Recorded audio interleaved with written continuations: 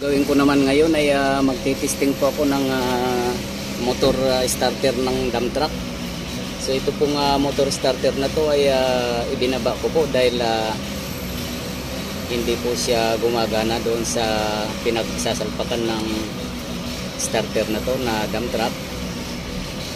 At pag minsan ay lumalagapak daw na parang sira. Naririnig nila ay napakaingay daw. Ibig sabihin na parang umaatras sa bante lang po yung index drive. Yun po yung pakiramdam ng driver. Pag minsan ay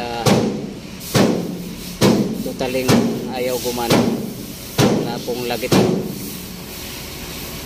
So ngayon po ay nilinis ko siya at maruming nga siya. Ngayon ay hindi na siya madulas at wala ng mga grasa at carbon. Malinis na malinis siya. So ititesting ko po ng actual to, pero wala pa po akong ginawa kundi linis lang po muna para makita ko po yung actual kung ano po ba yung sinasabi niya na lumalagapak lang at kapag minsan ay ayaw mag-engage ng Bindex drive. Ito po yung Bindex drive na pumapasok sa flywheel habang ini-ignition, siniswitch din yung susian. So ito po yung pumapasok sa loob.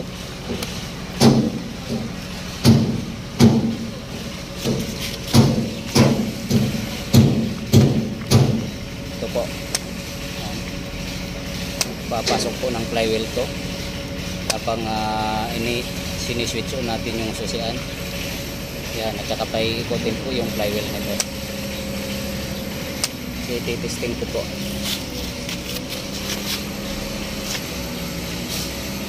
So mayroon po akong nakita kasi dito na modification po. Itong relay na to ay hindi original na relay na starter relay na to. So yung relay po ay nakapatong dito. So ito po ay ibang klaseng relay to. So ang ginawa po dito ay tinali po dito. So nangangailangan po ng negative power to. Dapat nakapix ng maayos. Ang nangyari po ay bali dahil po wala siyang mapaglagyan ng insakto na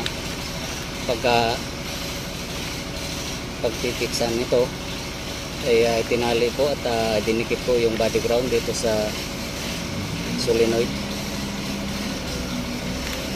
Yan. So consider po na may body ground siya pero hindi po masyadong fix yung pagka body ground niya. So yun po yung nakita ko rito, baka ito po yung naging dahilan.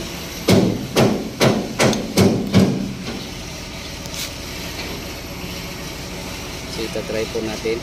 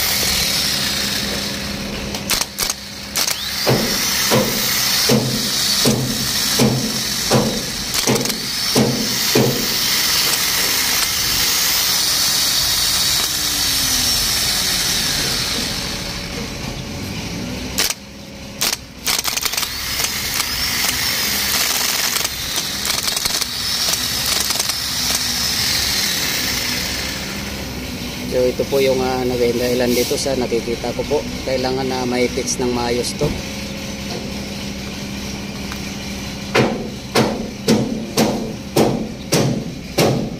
Pwede po rito may fix ng maayos sa gamitin ito. wala po siyang malagyan ng iba rito, kundi ito lang. Kailangan nakapix po yung body nito. So ipipix ko po to at kikliningin ko rin yung commutator, baka marumi na rin po. So yan po yung gagawin ko ngayon. So ito na po, nabuksan ko na yung starter, yung loob.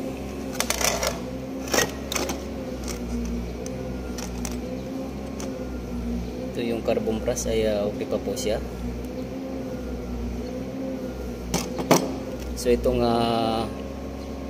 commutator ay kailangan po ito ng linis. Masyado na pong makapal yung dumi. So lilinisan po natin to.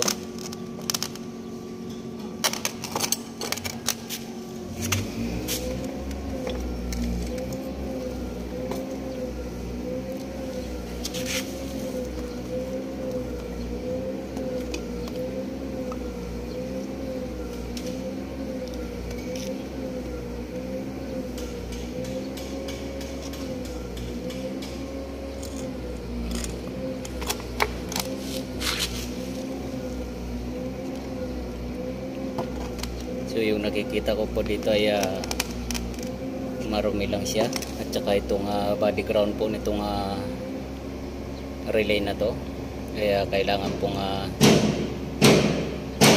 i-fix siya ng maayos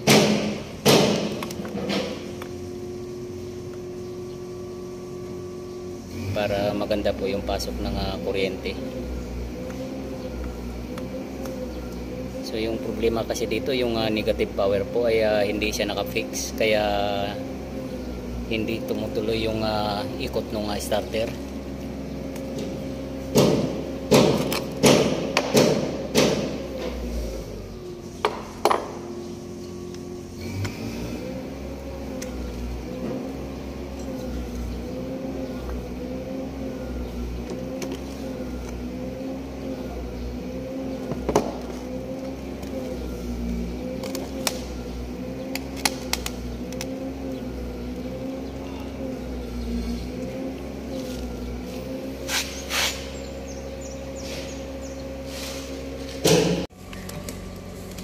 So ito na po, nalinis na yung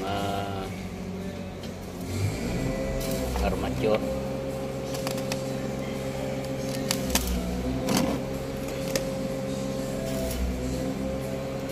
Brass holder sa cover.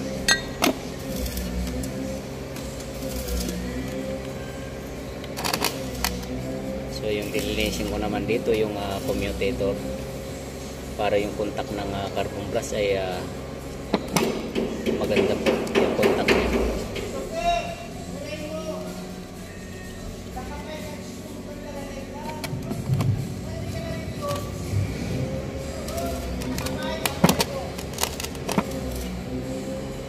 Kailangan matanggal itong dumi na to.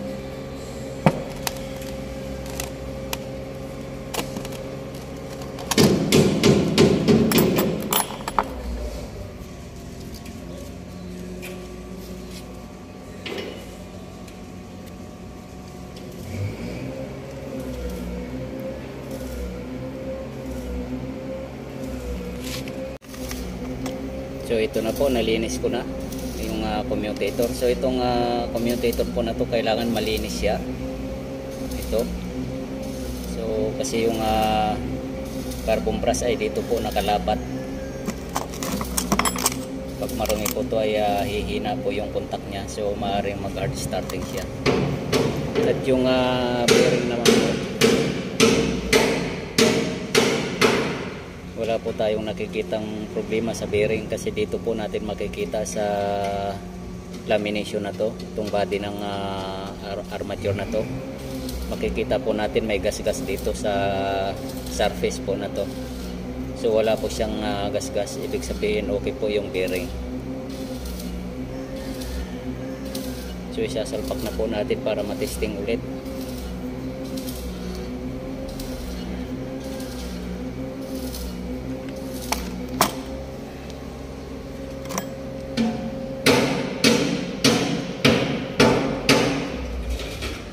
check-check lang po natin itong carbon brush ay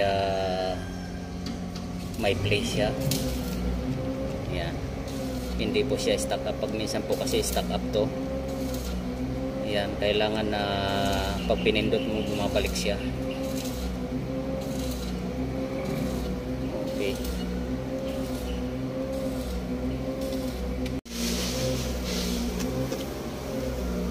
So ito na po, nakapix na po siya. So ititesting na lang po to.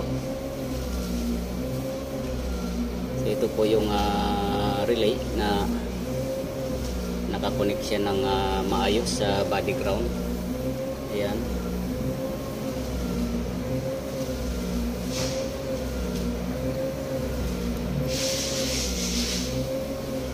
Yan po kasi yung nakita kong problema na hindi po nakapix ng maayos dito sa body ground. Kaya hindi po papangsyon ng maayos itong starter. Pag minsan umi-start, pag minsan totally walang ayaw mag-start. Pag minsan naman ay nagdi-disengage, napakaingay po ng flywheel. Dahil nga po dito ay nag-i-engage at saka nagdi-disengage po dahil po kulang po ng body ground itong relay na to. So iti-testing po natin ulit.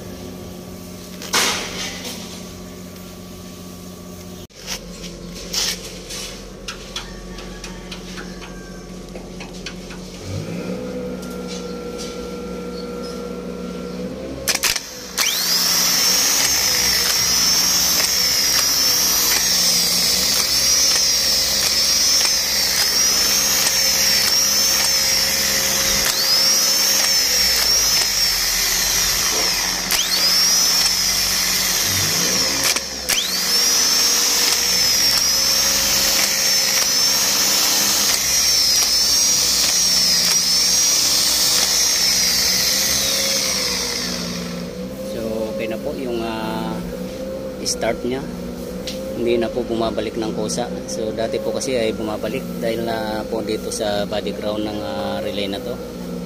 Ngayon po ay nakapix na siya ng maayos. So ayos na po. Pwede na po na naman na isalpak ulit to.